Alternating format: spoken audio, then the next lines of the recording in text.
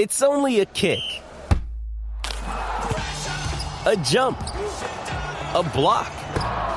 It's only a serve. It's only a tackle, a run. It's only for the fans. After all, it's only pressure. You got this. Adidas. With threats to our nation waiting around every corner, adaptability is more important than ever. When conditions change without notice, quick strategic thinking is crucial. And with obstacles consistently impending, determination is essential in overcoming them. It's this willingness, decisiveness, and resilience that sets Marines apart. With our fighting spirit, we don't just fight battles, we win them. Marines are the constant our nation counts on to fight the unknown. And through adaptable problem solving, we do just that. Learn more at Marines.com. Welcome to the College Football Survivor Show, where playoff survival is always on the line. Here are your co-hosts, Doug Lesmerises and Shehan Jeyarajah. Thanks, everybody, for joining us. We're going to run through the playoff regulars that did not make the college football playoff in 2021. Doug and Shehan, on the Tuesday Apple podcast, we did who could be the next Georgia, who could be the next Michigan, who could be the next Cincinnati in the 2022 season, because, Shehan, those were all new.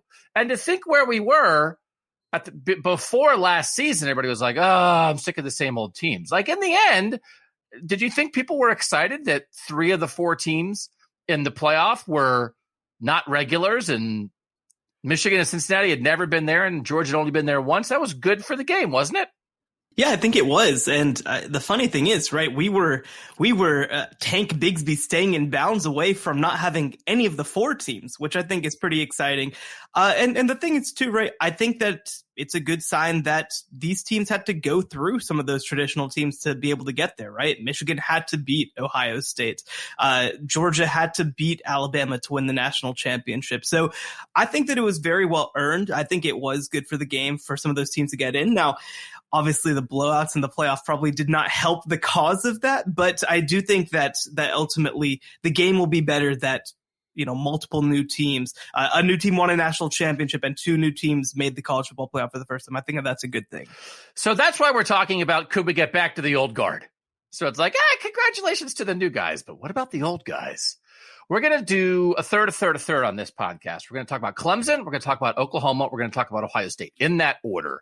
What do those programs, because it is a program, not just a team discussion, right? That there's all 3 of those programs underwent pretty major upheaval from a program standpoint. It's not just like, hey, get a little more talent on defense, or hey, your quarterback plays a little bit better. All 3 of them. One has a new head coach. 2 lost both coordinators. 1 changed 1 coordinator.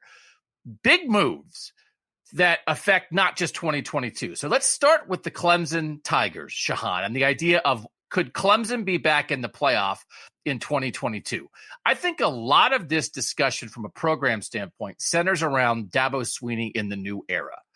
And Clemson has maybe only dabbled, for instance, in the transfer portal so far compared to some other teams. Weirdly, Hunter Johnson, who was like their 5-star recruit before Trevor Lawrence and then left and then went to Northwestern and did nothing at Northwestern, is now going back to Clemson, which is strange. It's fine. It's just a little weird.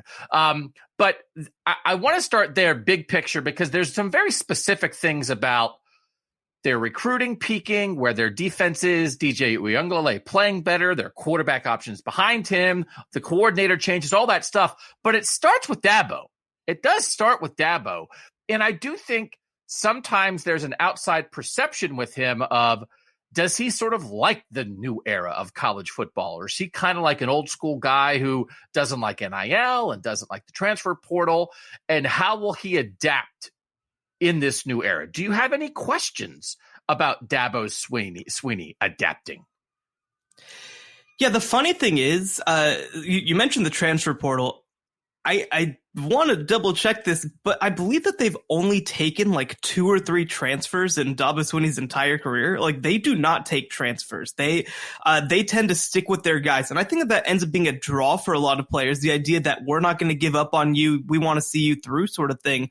But I think at the same time, right, look, we're just in a different era of college football. And you mentioned bringing back Hunter Johnson, the former Clemson quarterback. I mean, I think that they would rather stick with their guys. But I think that, the interesting thing about Clemson is that they have had a great plan A. They have had as good a plan A as I think any program in college football. They've won 2 national championships behind their plan A.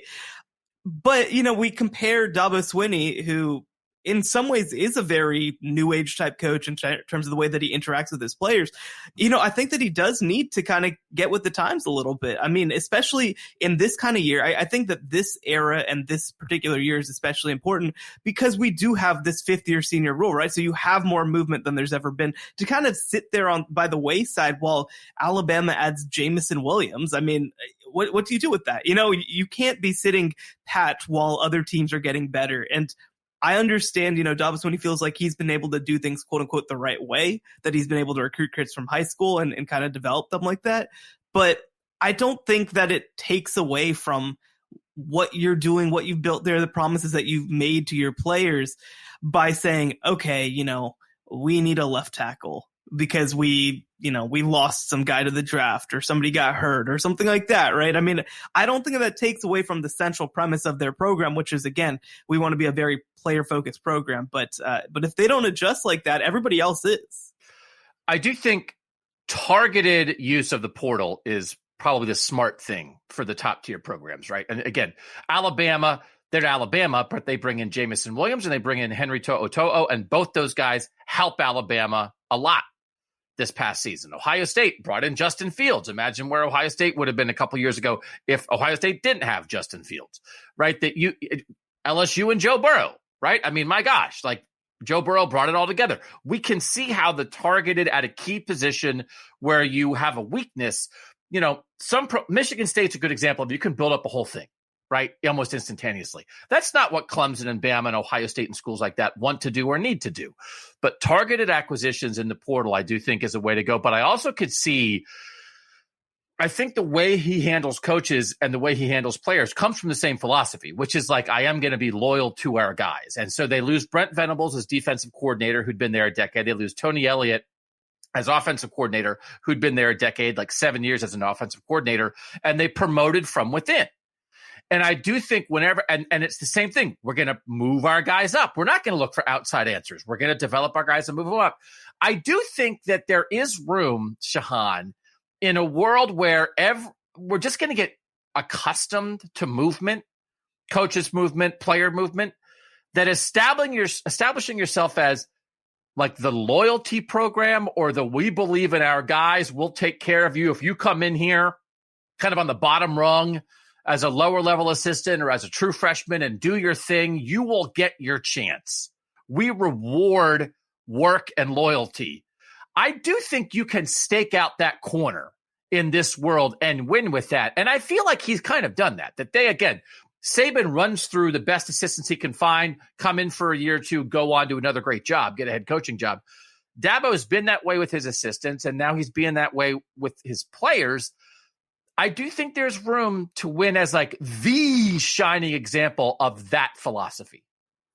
And I think that's fair, right? But here's the issue. When you're in a position where you've got, for example, I mean, they obviously have Cade Klubnik coming in, who's a kid from Texas, who obviously is really good, but they have 2 5-star quarterbacks on their roster right now in Hunter Johnson and DJ Uiagalelei, who both seem to not be very good, right? And so the issue with that kind of strategy is that if you miss, if somebody's wrong, if somebody doesn't develop the way that you like, you're kind of stuck, right? You're kind of screwed in some ways. And the other issue is that they're losing kids to the portal. It's not like they're not, it's not like they have the same 85 guys every single year. They're losing kids to the portal. And so the question is, if you're going to be that program, which I think is fair, then you have to deal with the downswings, right? You have to deal with the years where there are 2 or 3 position groups that you didn't recruit very well, or there's 2 or 3 position groups where you just have kids who whiffed, who you thought that you recruited at an incredible level and you just didn't. And so Are you willing to deal with that in the modern age of college football? Now, Dabo Swinney has unlimited cachet. I think that I saw somebody post something that was like, I think a screenshot of a Reddit post where basically the question was, if your coach was fired after the 2022 season, what needed to happen for that to be the case? And a Clemson fan was like, Dabo Swinney murdered multiple people. Like, that's what we're talking, right? Like, that's the level that we're talking of cachet. Dabo Swinney's not going to get fired. But at the same time, are you willing to deal with these valleys? Are you willing to, for example, if you go into this year and DJ's still not very good and Hunter Johnson's still not very good, and you're put in a position where like Cade Klubnik needs to come in and be the savior in some ways, are you willing to deal with 2 years of development for that to happen? I mean, that's kind of what you're asking. And for these programs, you know, we talk about the 4 programs, Alabama, Oklahoma, Ohio State, and of course, Clemson. These programs don't sit and wait, right? Like, they don't sit and wait for guys to develop. They're supposed to compete every single year. So if Dabo Swinney wants to do that, it's going to be very hard to do it 100% of the time this way. So I do think the loyalty idea was tested in one way last year with the quarterback situation. It's going to be tested in a new way with the assistant situation in 2022. We'll get to the assistants in a second. I want to talk about players a little bit. So in the end, a year ago, everybody going into last season, you looked at the 3 top quarterback recruits in the class of 2020, and they were at the 3 major programs in college football. Bryce Young at Alabama was number 1, DJ Uiagalelei at Clemson was number 2, and CJ Stroud at Ohio State was number 3. The 3 quarterbacks in that class, all going into year 2. And it was like, are all 3 of these guys going to hit? You know, even 5 stars. It's hard to go 100% on 5 stars. 2 of the 3 hit, and 1 didn't. And I wonder, Shehan, is it as simple as saying, if you put Bryce Young or CJ Stroud on Clemson last year, would Clemson have made the playoff? And if you put DJ Uiagalelei on Alabama or Ohio State, would they have struggled in the way that Clemson struggled? And again, Clemson only lost 3 games, but it was they lost the opener to Georgia, and then they lost early. They lost 2 more early. And so they had this idea of like they were out of it. They lost their 4th game to NC State, and they lost their 7th game to Pitt. So like they were out of the playoff discussion. Is it that simple? And that's tough to put that on one guy, but like DJ just did not play that well. And Bryce Young sort of got it pretty early, and CJ maybe had a little bit of a slow start, but really got it. I mean, like CJ Stroud by like week 10 or 11 was the Heisman favorite, and then Ohio State lost to Michigan, and then Bryce Young kept coming and coming. Man, I think there's a world where it's like you do that, and it's like there is no story about Clemson hitting a bump because they got great quarterback play, and they'd be fine. Yeah, I mean, I'm definitely curious about, we don't need to turn this into a CJ Stroud discussion. Oh, but we will later. We're going to get to Ohio State. But it's like, if DJ, because I do think that one thing, right? People forget Dabo Swinney is a wide receivers coach. That's where he came up. And so they've historically had incredible wide receivers. And this year, they just didn't. Their receivers didn't get separation. They really struggled. And so I think one of my questions is, right, like, is DJ bad all year if he's throwing to Garrett Wilson? Like, does he just have some leeway to figure it out?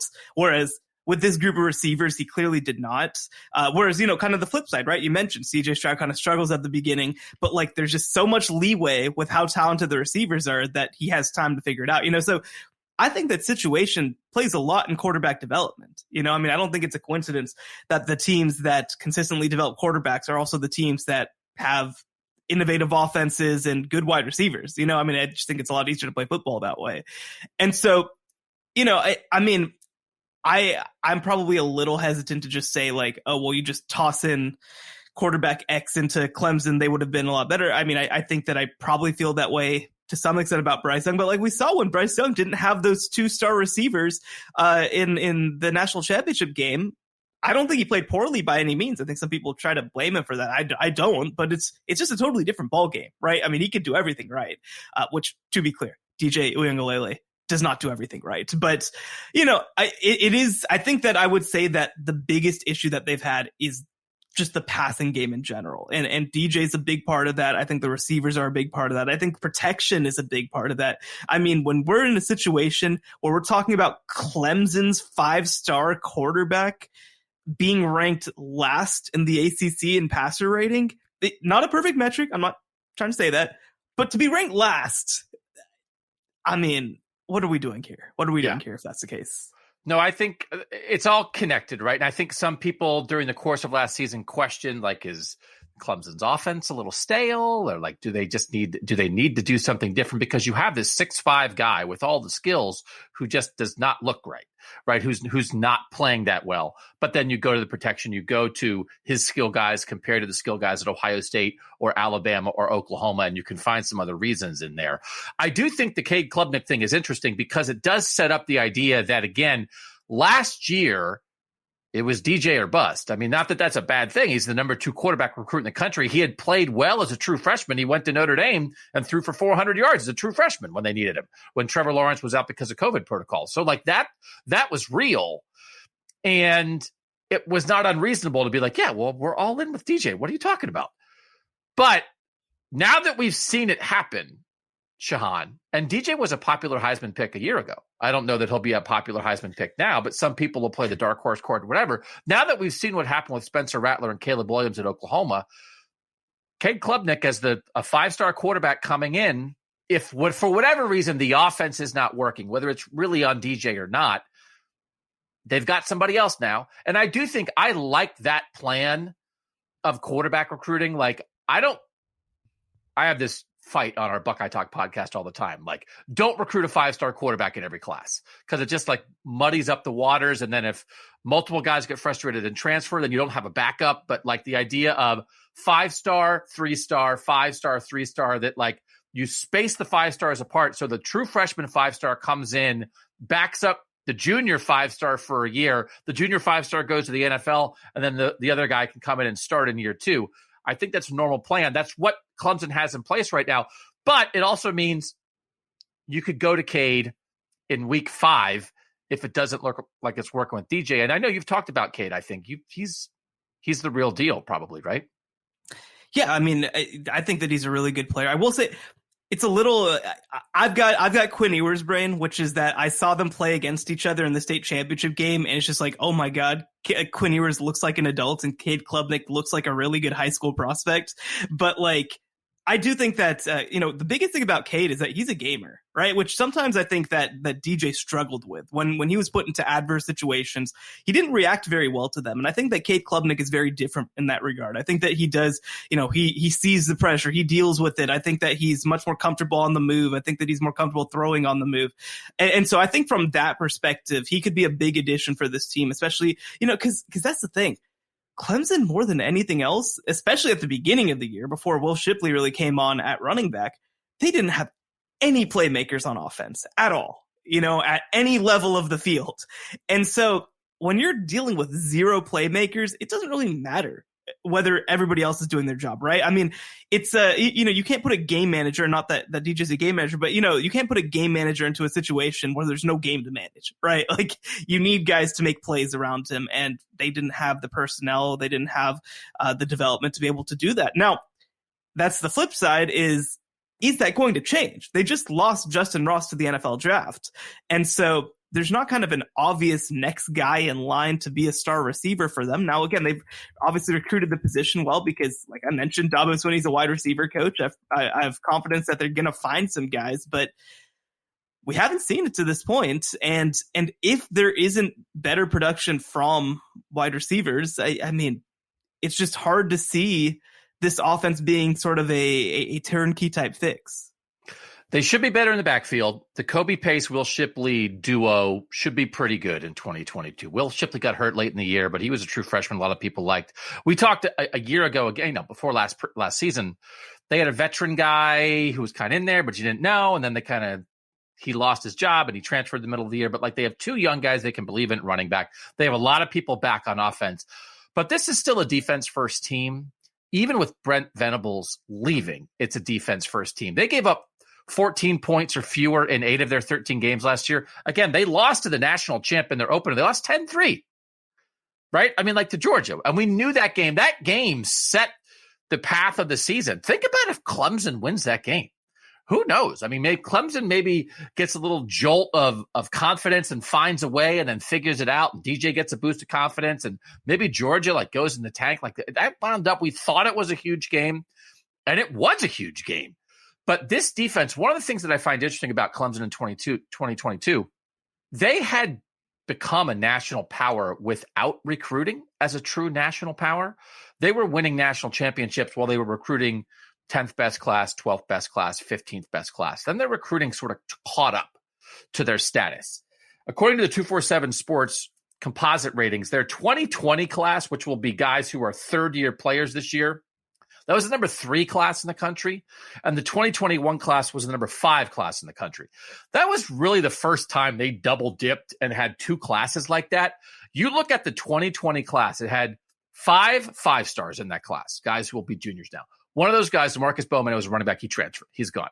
The other 4 guys, DJ, and then 3 defensive guys, Brian Brzee and Miles Murphy on the defensive line, Trenton Simpson at linebacker, all of whom are great. And Brian Brzee got hurt in the 4th game last year. He's supposed to be one of the best defensive players in the country.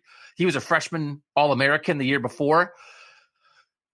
That's like what Bama does, right? It's like, well, you do this, whatever. And it's like, oh, what are you going to do? Well, our defense is led by some 30 or 5-star guys. We should be okay. People think all those guys could be first-round picks. So I do think there's a world where this has been a defensive program in a lot of ways. Yeah, they lost their coordinator, but the talent level is almost higher than it's ever been on that defensive side of the ball. They played pretty decent defense at times last year. And if that's right, because a year ago we were saying, like, who's got the best defense in the country? Well, it's either Bama, Georgia, or Clemson. Turned out it was Georgia. What Georgia? Georgia won the national title with the best defense in the country. There's a version of Clemson that does that. What if the Clemson, it's like, oh, who's the next Georgia? It's Clemson. Because Clemson's going to play that level of defense in 2022, and then DJ and Shipley and Pace just have to be good enough, and they're off and rolling. That's interesting to me. Yeah, well, and I mean, I think the other thing, too, is that I don't want to be too doom and gloom here either, because Clemson, like you mentioned, went 10-3, won 10 games anyway, but in their awful season that we're all writing off as the death of Dabo Swinney. He lost 10-3 to the national champs, like you mentioned. They lost in double overtime to NC State, and then they lost by 10 to Pitt. So, like, Pitt was really good. Pitt ended up winning the ACC. That's not like that bad a loss. Had a Heisman finalist at quarterback, yeah. Right. Like, this was the best year in Pitt history by quite a bit. And this was the worst year at Clemson in like 10 years. So for those two things to overlap is okay. It's not that big a deal. And so, you do start looking to 2022 and, Pitt's not going to be as good. They added Keaton Slovis. So like they're going to have a guy at quarterback, but it's not going to be quite the same. I think Wake Forest is interesting, but Clemson in their bad year beat Wake Forest by 3 touchdowns, right? I mean, this is still a really, really good football team. And yeah, I mean, that's one of the things that you mentioned. This is one of the things that makes DJ not hitting so surprising is, like you mentioned, they don't miss very often. I mean, to have that many 5-stars hit consistently, it's not normal, right? I mean, they're programs that bring in 5-stars and then they just disappear, right? Or they're not contributors. This is not Clemson. Clemson brings these guys in and they play like 5-stars almost right from the start. So, I think that there's still a lot of opportunity for them to be really good. I think that certainly one of the things that we have to look at just big picture is that, again, there's not an obvious team that's going to knock them off. So even though I don't know whether Clemson's going to be an awesome team in 2022, because I still do worry about that passing offense, I think they could, potentially have time to figure it out. Because the only, I believe at this point, the only set game that we know is at Notre Dame on November 5th. That's going to be a big game for them. I think the rest of their conference schedule, they still haven't released as yet. But, Miami, it's a first-year situation. Wake Forest, again, they were better than last year. Florida State shouldn't be back. NC State, I think, is actually going to be a really interesting game again this year. But if they're coming off a loss, I know they'll be motivated for that game. So it's still very possible for them to go 12-0 and make the college football playoff, even if they're not 100% back. And they swap out Georgia for Georgia Tech as their big non-conference early season. So they're not going to have that kind of test early. South Carolina has their rivalry game late. And again, I mentioned South Carolina. Spencer Rattler will be there on the Tuesday podcast. So I do think they probably get right back in the race, and let's end up with the assistants. Tony Elliott hired as the head coach at Virginia. Brent Venables hired as the head coach at Oklahoma. Brandon Streeter, who had been at Clemson for a long time as the quarterbacks coach, elevated to offensive coordinator. Wes Goodwin, who had been around Clemson in various forms and various times, elevated to defensive coordinator. I remember when Chad Morris was maybe the first or one of the first $1 million assistants. He was sort of a key early on in the Dabo Swinney era, like sort of this offensive guru who had come out of the Texas high school ranks. And it was like, oh man, like how much is Chad Morris sort of propping up this whole Dabo Swinney thing? And then Chad Morris left to be the head coach at SMU. Then he went to Arkansas. Nothing bad. Did not work. And then wound up like was the Auburn offensive coordinator. He's back at Texas high school football. He's come all the way full circle. And Dabo Swinney is being Dabo Swinney. So the idea, I think you can, Venables is as good of a college football assistant coach as we've seen in the modern era. But Dabo has been here before, and he lost a dude that you felt like maybe was irreplaceable, and they were fine. Jeff Scott and Tony Elliott took over. That offense was fine. They did their thing. And so do you think they're closer to fine? Or do you think they're closer to like, wow, it's really hard to lose two excellent coordinators in the same offseason and come back and be the same team? I think a little of both. When we talk about them competing at a national level, that's where I start to wonder, is that going to be enough? And it might be. I mean, when you have a system, right, when you have an idea of what you want your team to do, I think it makes it easier to cycle through coaches. And I do think it shows obviously great loyalty to kind of promote guys from within that you believe in instead of, going and trying to hire a Manny Diaz who's probably going to leave in a year or two, right? Like, I think that's the big thing, right? They want to be the stability program, and they've done it at a really high level for several years at this point. So I think it was the right decision to do it. I am curious though, because we haven't seen these guys have to coach before, right? I mean, other than the bowl game. So there are a little bit of unknowns until it happens, but like you said, they've had unknowns before. And the other thing too is again, I keep coming back to it. Who in the ACC is really going to do anything about it, right? I mean, who in the ACC is really going to push them? I mean, I think that in a down Clemson year, we saw last year that the ACC not all that good outside of Clemson. I mean, Pitt's a decent team. I mean, Wake Forest is a team that I love. I can't wait to start our Demon Deacons podcast. But at the same time, they have 12 games. No, they have 13 games before they really have to face a test, and then they make the college football playoff. So that's the benefit of being at Clemson, is that you kind of get to work your way through your struggles a little bit, and just have to be ready in time for January. Hopefully at some point, either Mike Norvell at Florida State or Mario Cristobal at Miami gets one of those programs rolling to the extent that Clemson is just not the only national power in the ACC. But for now, it remains Clemson. Yes or no? We're not going to ask, are they going to make the playoff in 2022? We're going to ask, are they going to be a true playoff contender in the thick of the playoff race in 2022? Clemson, yes or no, Shehan? I'd say yes. I'd say yes as well. Now, it's time for Oklahoma. We'll do that next on the College Football Survivor Show. The College Football Survivor Show, where playoff survival is always on the line. All right, interesting connection between these two programs. We just talked about Brent Venables leaving Clemson. He was waiting for the perfect job. Oklahoma's it. Lincoln Riley is out. Brent Venables is in. I don't know that we've ever seen Shehan, it's one of these things I should probably do more research before I just start blathering into a microphone. But is that really, are podcasts really about research, or are they just mostly about blathering? I don't know. I don't really know what other podcasts do. I guess other people do research. Have we ever seen as drastic a shift in identity for a national college power, sort of in the modern era, than to go from the high-flying Lincoln Riley questionable defense ways to Brent Venables, one of the best defensive minds in college football, and now all their offensive guys are transferring? Like, this is an overnight 180 of what Oklahoma football is all about, unless it's not. Am I going too far with that? Because they also went out and spent a bunch of money on Jeff Lebby to come be the offensive coordinator. I think that the big thing is they're going to want to look like Clemson in a lot of ways, right? That's I think who they're going to model their program after, because this is something that at Baylor that I talked to Dave Aranda about. I think that being a good defensive coach and seeing a great offense on the other side that can take you to championship level, I think that that's changed the way that Brent Venables thinks about football, right?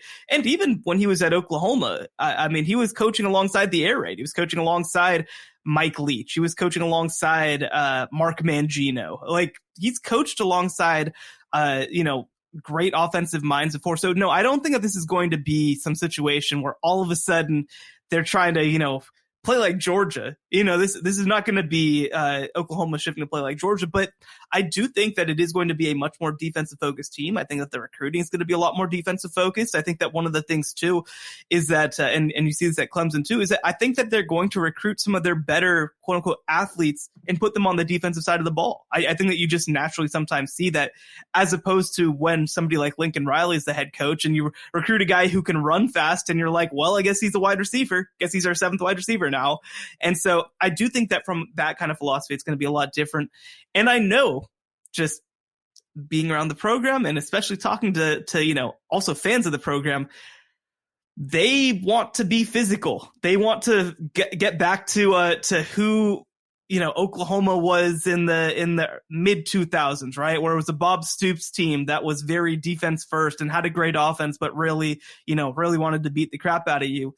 I think that a lot of them feel like we're the program of Brian Bosworth and we're soft. How is that possible? And so, I think that at least vocally, that's going to be a big priority with the program, is trying to be physical. Now, at the same time, if you're physical and your players aren't as good, that's going to be an issue. But I do think that from the start, that's going to be a difference. Even I think on offense, I think that's one of those things again where like the culture kind of permeates down. So do we think there is a real chance that when we think about teams that have been consistent playoff participants, that really it's going to be more about Lincoln Riley being a playoff participant than Oklahoma, and that USC is just going to take that Oklahoma spot or that Oklahoma consistency, and that 6 years from now, right? It's sort of like when you did that, people were doing that thing. LeBron James has made the conference finals 10 straight years or whatever it was. It's like, well, it was in Miami, it was in Cleveland, then it was with the Lakers, right? It's a LeBron stat. It's not a franchise stat. Is this going to be a Lincoln Riley stat? And that Oklahoma is just going to sort of lose its status as a true tier one program. And we're saying that if we say tier one in the playoff era has been Bama, Clemson, Ohio State, Oklahoma. Is Oklahoma going to lose that and USC is going to take it? It's a good question. I don't know that I feel confident that USC is going to be a consistent every year type contender. Like, I don't think that, especially in the early going, it's going to be as consistent as it was at Oklahoma. But, I mean, if you told me that Brent Venables was going to be coaching in the Big 12 for the next 10 years, I think I'd feel better about it than the idea of them trying to transition right as they're about to make a transition to the SEC. I think that being in a position where I don't think that he'd be as successful year in, year out as Lincoln Riley, because I think that quarterback play provides you a perhaps, lower or a higher floor maybe than, even great defense. But I do think that that Brent Venables would have them in the conversation to win the Big 12 every year. I think that they'd have a chance to go 12-1 a lot of years. But if they're transitioning, right, let's just say it's 2023 that they end up moving over. If 2022 is a transitional year, then they get thrown into the SEC and have to beat Alabama to make the playoff, that's a huge issue to me, right? Because I don't think that they're going to do that in the short term. I just don't think that they are. And so I think that there is definitely a chance that it could end up being a Lincoln Riley stat. Now, I think that what a lot of people in Oklahoma are banking on is the idea that maybe, Lincoln Riley is the guy who can get you there, but he's not the guy who can win it, which, I think there's some case for as well. But the question is Brent Venables the guy who can both get you there and win it? Because the reality is only a couple of coaches have done it. So there's a lot of transition happening at Oklahoma right now. They're losing guys in the portal. We just said Clemson isn't doing much in the portal. Oklahoma is all about the portal right now. Not necessarily by choice, but they have guys leaving. They have guys coming in. You look at some of the guys coming in. I think they have like a guy from Hawaii coming in. There's like a guy from Louisville coming in. again, I don't know that that's the Oklahoma plan long term, but they're seeing guys move out. It really just feels like a ton of flux, again, it might be more like what Michigan State did in 2021, was sort of patching it together as a 1 year thing, not a cohesive program identity thing, but you got to get through. I understand why they're doing it, but it certainly feels like what Oklahoma is in 2022 is not going to be representative of what Oklahoma is going to be long-term in this era, but it might be a little bumpy in year one. Is that, and especially, I was like, Caleb Williams transferred out. He might wind up at USC with Lincoln Riley.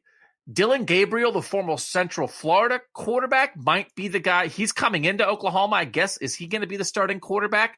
But that feels like just kind of like a patch for a year as well. Is this just what this is going to be? With the guys they've lost, the short-term guys they're bringing in, is this a patch it year for the Sooners? It's hard to think that it won't be, right? I mean, the other thing, too, is that Dylan Gabriel is a really nice player, and he played really well at UCF. But doesn't he feel exactly like the kind of quarterback that like the entire Big 12 is built to stop at this point? I mean, in a lot of ways, right? The sort of Josh Heupel offense is what took over the 2012, 2013 season.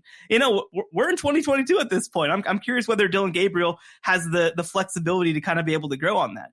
I think that they're going to try to, first figure out the defense. I think that's going to be the big priority this year. A lot of the transfers that you're seeing are on the defensive side of the ball. And I think on offense, they're going to be okay with being a little bumpy. I think that they're going to be okay with not having quite as many playmakers as usual, because I do think that they want to almost use this more as a tone-setting year than anything else.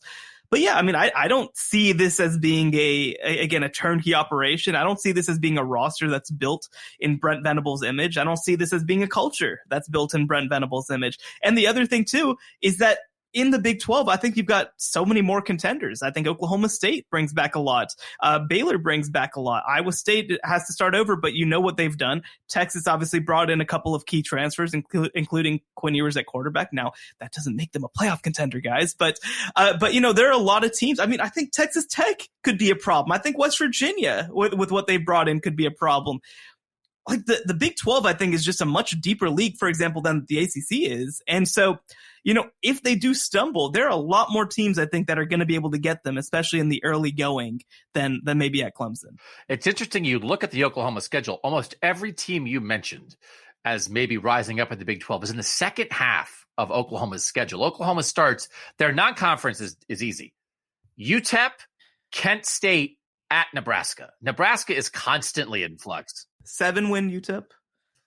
Let me tell you, talking about a bumpy start, if Brent Venables loses to UTEP in his opener at Oklahoma, it's over. People will be paying $20 million to get Lincoln Riley back in Norman. Yeah. Well, I mean, but you talk about that at Nebraska game. Nebraska's added a lot, and Oklahoma kind of struggled with them last year because Nebraska played very well defensively. And I think I'm still taking Oklahoma to win that game. But if Brent Venables' third game is losing to Nebraska, I mean, and I don't even think that it would mean that Nebraska's bad, but like just this is a rivalry that matters to people in Oklahoma, right? This is a historic Big 8 rivalry. If they go and in their third game lose to Nebraska, they'll find some way to not blame it on Brent Venables, but they will be upset. They will be very upset. And then after that, they play Kansas State, who also should be pretty good, at TCU. I don't think TCU is going to be very good. Then they get Texas. So if you're talking about 3 tough games in 4 weeks, I'm trying to paint a picture of how Brent Venables can start 7-0, and you're like, oh, UTEP and Nebraska, I don't know, man. So I was gonna say, like, it could be a world where they are 5-0 going into that Texas game, which is like Sark's like, okay, like, oh my God, Lincoln Riley left. Is there anybody happier about Lincoln Riley leaving Oklahoma than Steve Sarkisian? Oh my God. Like if Steve Sarkisian can't jump on this, hey, everybody in the Southwest, hey, great receivers and great quarterbacks. If you want to sling it around, Lincoln Riley's gone. There's some guy over there who wants to ground and pound. Brent Venables, defense. What's defense? Come to Sark. Like, this is his opportunity. Texas has to win this game against Oklahoma. And I guess can I ask this? I know when you love when I just interject random Texas things into this podcast. Is Quinn Ewers going to be the starting quarterback at Texas this year? Oh yeah. Okay. No question. So Quinn Ewers, like that's a huge transitional game, because if Brent Venables loses that game, it's like, well, it's a bump. We get it. People will be. But like if Sark loses that game, it's like, you can't beat this version of Oklahoma. What are we doing here? Would be very interesting. And by the way, to just touch on Texas, you know who they got week 2? Who? They got Alabama. Oh. They have Alabama week 2. They have UTSA, who they're going to beat, but it's going to feel real bad in week 3. They're at Texas Tech. Texas Tech hates them, and they've got a pretty intriguing young roster. Then West Virginia, then Oklahoma. They're going to probably only be a 1-loss team heading into that Oklahoma game, but nothing will feel good. Absolutely nothing will feel good. When we come back, we're going to take next week off. When we come back, we will do a whole podcast on why Texas will beat Alabama in week 2. It'll be all about Quinn Ewers, and Shehan's head will explode. So that's a huge game, but there's an opportunity here, right? But I do think one of the things that is happening is in a world where our Clemson discussion is well, if not Clemson, who? Right? Maybe NC State will be good again, right? We get it. There's some solid programs there. The who is a little more interesting in the Big 12 right now, with Dave Aranda and what he's doing at Baylor, with Oklahoma State bringing a lot back. Oklahoma can't just get by on fumes, maybe to the degree that Clemson could. So, I think this is a bumpy year. I don't think it's a catastrophic year. I think it's a patch it together year, but the schedule certainly is not as difficult. I mean, Brent Venables is glad Oklahoma's not playing Alabama in week 2. It's not as difficult as it could be. I think, Shehan, you could look at this, and this might be one of those where, week to week, Oklahoma maybe doesn't look great, and they look there's a little lack of cohesion, but they still go 10-2, right? That they figure it out. I mean, it feels like maybe that would be possible in the end. If the question is, will Oklahoma be in the thick of the playoff race in 2022? My answer would be no. What would your answer be? Yeah, I agree. I think that it's no, and I think that you're right. I think that it's 9-3, 10-2, but they beat Oklahoma State on November 19th and head into the offseason with good vibes. That's what it feels like. And then they get their future figured out. And again, this is not, Brent Venables will get his first recruiting class. He'll get some big time defensive studs. They'll find a quarterback. Somebody's going to want to go be the quarterback there. They'll get even more active, but more targeted in the portal rather than just trying to get whoever they can. And they'll get together. I think Brent Venables is going to be good. I think the blueprint of what Kirby Smart has done at Georgia after staying at Alabama so long as a defensive coordinator is not an unreasonable blueprint for Brent Venables and Oklahoma fans. And to feel sort of jilted by Lincoln Riley to some degree, I think maybe a 180-degree change, getting back to more physical. Brent Venables has some roots in that conference. He has some roots at Oklahoma. I think it's a nice new start for Oklahoma. I think they recovered from Lincoln Riley the best that they could, but he blew a hole in the side of the program. And not only did he leave, he's taken some of the best players. He's taken Mario Williams, the freshman receiver. He's probably going to take Caleb Williams. This is just how it is. I don't think there's any choice other than to have it be a patch it together year. But I do think Brent Venables is going to be successful there long term. Yeah, no, I think so too. And so I think I think that it's a good hire. I think that it's the right hire at that time. It's just going to take a second. All right, we will take a quick break. We'll be back to finish it up with Ohio State next on the College Football Survivor Show. The College Football Survivor Show, where playoff survival is always on the line. Doug and Shehan back with Ohio State. Ohio State did not make the playoff, won the Rose Bowl. They made a big change.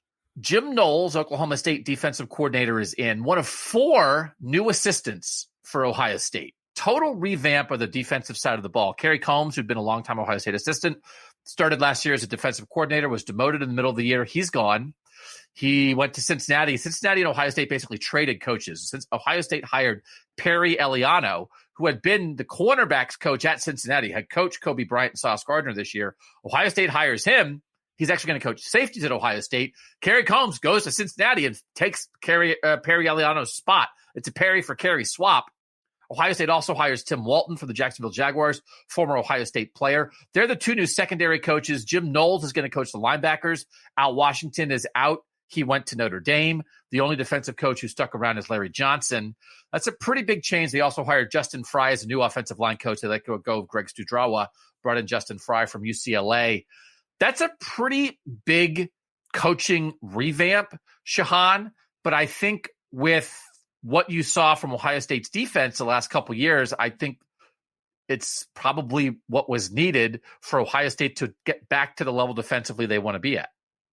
Yeah, it was interesting to me that Ohio State was so, I guess, aggressive in making these staff changes, right? I mean, certainly on the defensive side of the ball, you expected it to some extent, but even on the offensive side of the ball, making a couple of changes, I think that was pretty interesting to me because the funny thing is, right, this team wasn't that far away from being competitive. They were in the national championship game a year before that. And I think it actually speaks quite well to Ryan Day to always be evaluating, right? To always be seeing, can we do better? Where can we reevaluate? And I think certainly when you're at Ohio State, you have the tools to do so. And I think that he used those to full advantage. So, I mean, we talk about these three teams. Clearly, Ohio State is the closest to being championship level, to being playoff level. I mean, they were one game away from being playoff level this year. And so, I think to kind of go in and really care about trying to make some of these wholesale changes that are going to, maybe get you 5% further. I think that speaks well of the state of the program right now. There is an issue, I think, with the talent on the Ohio State defensive side of the ball, that it's not only coaching and scheme that has kind of held them back the last couple of years. They had a talent dip on the defensive side of the ball. You think about where they were in 2019 when they made the playoff the first year Ryan Day was the head coach. Chase Young, Jeff Okudah. Those guys were the number 2 and number 3 picks in the draft. They were the best defensive end and best cornerback on Ohio State's defense that year. That's the kind of thing that you're talking about with Ohio State. Damon Arnett was a first-round pick, was a starting cornerback on that team. Like, that's what Ohio State was doing, and they just were not up to that level the past couple of years. I think you see a revival to some degree of that defensive talent. They have 2 5-star defensive ends who were freshmen last season who will be second-year guys, JT Tuimoloau and Jack Sawyer, are going to play big roles. Zach Harrison, who could have gone to the NFL, is staying at Ohio State for year 4. He's like a all Big Ten level player who was a 5-star recruit. Their linebackers need to get better. They have a 5-star recruit in CJ Hicks who's coming in, who I think could play right away. And then at corner, they had a true freshman, Denzel Burke, who started all year at corner. And they have 2 other guys who were freshmen last year, didn't play, but are top 50 national players in Jordan Hancock and Ja'Kalen Johnson. Like, they just that transitional, again, recruiting matters. They had like a little transitional bump between Urban Meyer and Ryan Day that affected some of their recruiting. For instance, in the Rose Bowl, they played Utah, and they played a guy named Clark Phillips, who had been committed to Ohio State, but he was recruited by Jeff Hafley, who was the defensive coordinator in 2019. And when he left, Clark Phillips decommitted and went to Utah. Clark Phillips was like the 3rd best player on Utah's defense this year as a second-year guy, right? Clark Phillips would have started for Ohio State in 2021. He'd be starting for Ohio State in 2022. Just a couple little things like that, Shehan. It's tough that, even the top-tier programs, like you need to stack talent like every year, man. Every year. So they needed to be a little more innovative with their defensive calls. Jim Knowles, I think, is going to come in here and blitz more. Oklahoma State led this nation in sacks this year. Jim Knowles defensively is going to dial it up, but I also think their talent level on defense, they're going to have 3 5-star defensive ends as their main defensive ends. That's back toward the Bosa brothers, Chase Young style of stuff. 4-man pressure, man. If you can get 4-man pressure, it sets your defense up. If you can't, then you're playing from behind from the jump. It's a reminder, Shehan, like if you want to be the best, you can't slip up with the talent even for a year. And I think Ohio State, the last 2 seasons on the defensive side of the ball, was an example of that.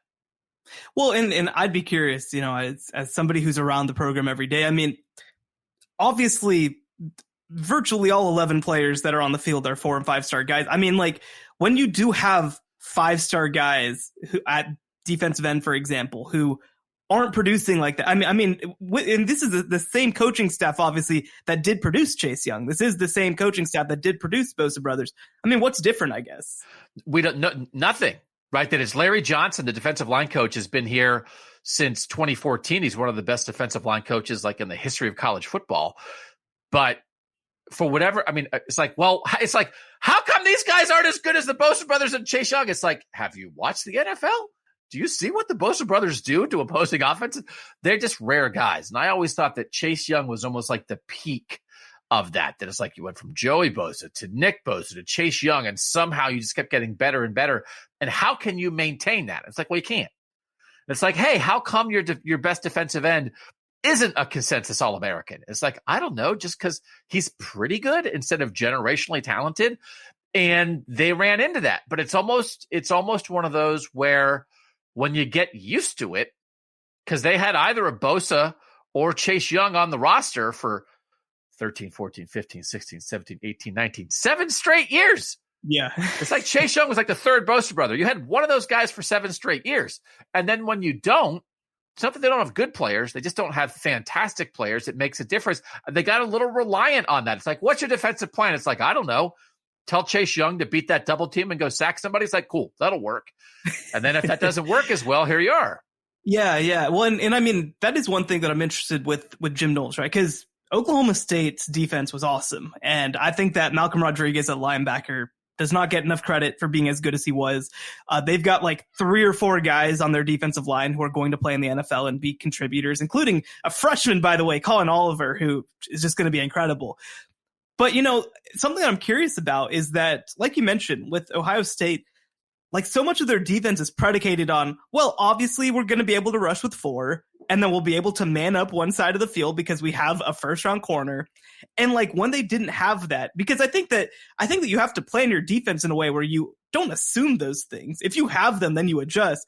But like it almost seems like it went the other direction, where it was like we assume that we have them, and if we don't, we'll adjust. And so I'm curious, with Jim Knowles coming in, he's not somebody who's used to having these, all-world players, right? Having like these clear mismatches. And I think that changes the way that you scheme for defense. And now if you have those guys, like it's much easier to add them into your plan than it is to take them out of your plan, I think. So that's one area where I'm curious with Jim Knowles, will he come in? And I mean, this dude is maybe the best halftime adjuster on defense in college football. I mean, he is crazy. I think that there were 6 or 7 games that the other team did not score in the second half because of his halftime adjustments. He is crazy good at halftime adjustments. So I'm curious from that perspective, is Jim Knowles going to be better than Kerry Combs and even obviously than Matt Barnes at figuring out, okay, what do we have? How can we kind of maximize it, even if it does mean that we have limitations? There's been a lot of discussion, too, in the Ryan Day era of they went to a single high safety look when Ryan Day took over. Ohio State had kind of played cover 2, man up on the corners for most of the Urban Meyer era. And they start this single high safety look, which gets an extra guy in the box against the run, but then you play because you don't play any good quarterbacks in the Big Ten. So that makes sense. Get an extra guy in the box. Then you get in the playoff and it's like, oh, well, our guys can throw. So, they start in 2019 and then, when they played Clemson in 2019 and 2020 in the playoff in the semifinals, it's like, oh, now all of a sudden they're playing 2 deep safeties, like for the first time all year, because now you're playing Trevor Lawrence. So like there's been, sort of the shift from single high to 2 safety. And I think it feels like Ryan Day just hired Jim Knowles to be like, you're in charge of that, because it's sort of be like, well, Ryan Day would say, well, it's my style of defense. I want to do this. Whoever the coordinator is has to come in and play my style. And I don't think that's going to be the case anymore. So Jim Knowles is going to do what Jim Knowles wants to do. I think that's what they hired him to scheme it up. So as much as I said there was a talent thing, there was a disconnect. There were issues all like at everything. Ryan Day always says it's talent. It's either personnel, coaching, or scheme. And like with the defense the last couple of years, it was all 3 things. So I think the talent, the personnel is going to get a little better because the recruiting is back in shape on that side of the ball. They brought in new secondary coaches, so okay. And then they brought in a new scheme because Jim Knowles does what Jim Knowles wants to do. I think that defensive side will get straightened out to some degree. And then offensively, I mean, the world saw it. Jackson Smith and Jigba went bazonkers in the Rose Bowl. Jackson Smith and Jigba started the year as Ohio State's number 3 receiver. He ended the year with the most receiving yards ever in the history of the Big Ten for a guy who was the number 3 receiver for Ohio State. So Chris Olave and Garrett Wilson are going to be gone. They're going to have other 5 stars, Emeka Egbuka, Marvin Harrison Jr., Julian Fleming filling in behind Jackson Smith and Jigba. They lose Nicholas Petit-Frere, their left tackle, who will probably be like a 2nd or 3rd round pick, but DeJuan Jones, their right tackle, who they thought might leave, decided he's going to stay. They still have Trevion Henderson at running back, who ran for 1,200 yards as a true freshman. They've got it going offensively, Shehan, and I think the idea that C.J. Stroud worked it out, you could see it happening. The decisions he was making, the way he was reading defenses in the last third of the season was so different than what he was doing in the first third of the season. Of course, he's a young quarterback, but he really got a handle on things by the end. He threw 6 touchdown passes in the first half against Michigan State. It was one of the best halves you'll see a quarterback play. To have C.J. Stroud and Trevion Henderson back as second year, and Jackson Smith and Jigba, they're all going to be second-year starters. That's a pretty good place to start offensively, and that just puts them in a situation where they've got a shot against almost anybody, which is why, hey, what if we talked a lot about, the Ohio State offense versus the Georgia defense. Doesn't mean it's a sure thing against defenses like Georgia and Clemson and Alabama, but when you've got guys like that, you've got a shot, and they had that last year, and they should have that again in 2022. How do you feel about, obviously they recruited the position well, but how do you feel about that wide receiver room? Because you mentioned Jackson Smith and Jigba, he will be the biggest star in college football next year at wide receiver, probably, but after that, I mean, who is it? Who do they feel confident in the guys that they have? So it's one of these things, again, it's very hard at any top tier program. I always get caught in between. You don't just want to assume the next guy is going to be as good as the last guy, but then sometimes it's like, oh man, they're losing these guys. I don't know what they're going to do. And then it's like, they're bringing in the next 5-star. It's fine. And you feel like an idiot questioning it. But then sometimes it's like what's happened at defensive end. It's like, well, they lost Chase Young. Oh, will the next guys be as good? It's like, no, they'll be good, but they won't be as good. So will they be as good as Chris Olave and Garrett Wilson, who are both going to be first-round picks in April? I don't know. Emeka Egbuka, who was a true freshman last year, will be a second-year guy, was the number 1 receiver recruit in the country. So, he's on the Jackson Smith and Jigba path a little bit, that to have sort of a smaller role, like a limited role as a true freshman, and then maybe break out in year 2, that's on the table for Emeka Egbuka. And then Julian Fleming was the number 1 receiver recruit the year before that. He's going to be a third-year guy. He's been sort of bothered by injuries for most of his career so far. It's like they're losing 2 first-round receivers. The guys filling in were literally the number 1 receiver recruits in their classes. So I don't know. I don't think they'll be quite as good, because I think Garrett Wilson was phenomenal. And I do think, even though Jackson Smith and Jigba did it without Wilson and Olave in the Rose Bowl, all 3 of those guys open some things up for each other. I think Egbuka is going to be really good, though. And then Marvin Harrison Jr., not quite a 5-star, high 4-star, smooth, bigger. Dad's a Hall of Famer. There's enough options there that it's probably going to be about the same. I think it might be 90% as good as the receiver room was this year, but Stroud will be better because Stroud's going to be good from the jump. But at the same time, has Ryan Day proven that he can win without multiple Texas receivers? I mean, we got people from these trash states like Washington. I mean, come on, they're not coming from Texas high school football. What do they know? Although I do also know that Caleb Burton from Lake Travis is coming in, and he is very, very good. No, yeah, Caleb Burton is like the true freshman who will have a little dose of it this year and then be ready for year 2. They've got the assembly line. It's just lined up. Sark's going crazy, but it's just lined up. So I think the offense will be good, but they're going to get tested. Opener against Notre Dame. Yeah. And then right now, they've got probably 5 top 25 teams on their schedule. Obviously, they finish with Michigan. They've also got Michigan State in the Big Ten East. And then their crossover games with the West this year, sometimes with the crossovers, you get lucky and it's like, playing Illinois and Purdue. They have Wisconsin and Iowa, who should be 2 top 25 teams as crossovers, both at home for Ohio State. And then you throw in Penn State, depending how good Penn State's going to be. There are times when Ohio State has a schedule. 2019 was one of those years. Ohio State made the playoff in 2019. They played like 2 games. They played like 9 or 10 games where it was like, well, they'll win that by 30. That's not what this year is going to be.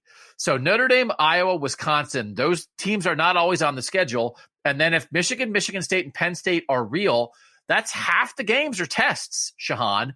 And then you wait and see, does Maryland jump up and do anything? I don't know. Does Indiana get it back together? Probably not. But, they're going to have a more difficult road than they sometimes have in the Big Ten with the schedule of 2022. Yeah, I think it'll be a good test.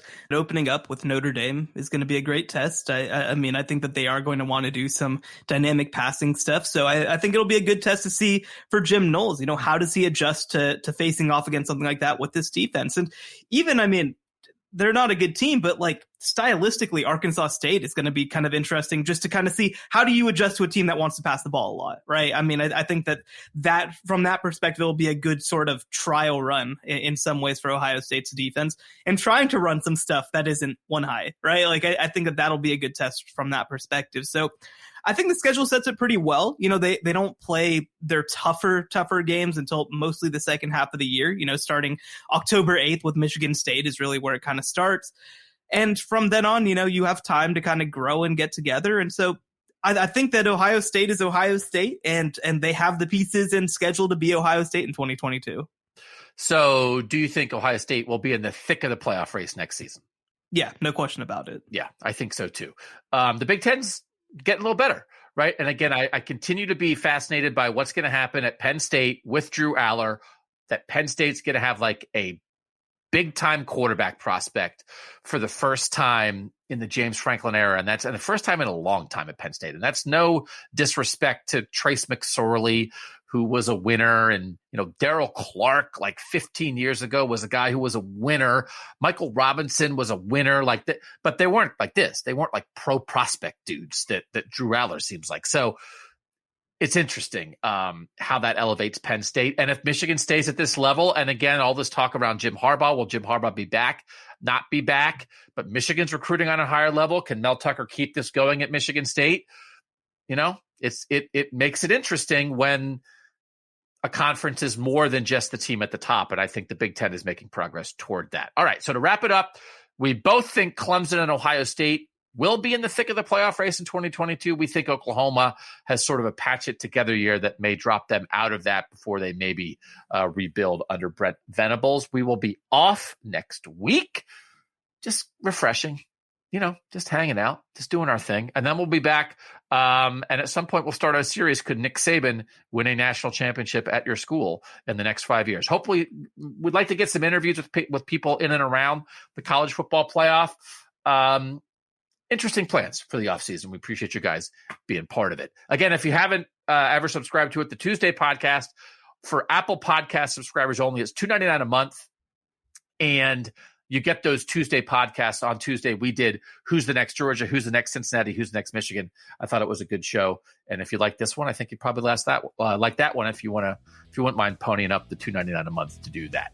For now, for Shehan Jeyarajah of CBS Sports, I'm Doug Lesmerises, and that was the College Football Survivor Show. The College Football Survivor Show, where playoff survival is always on the line.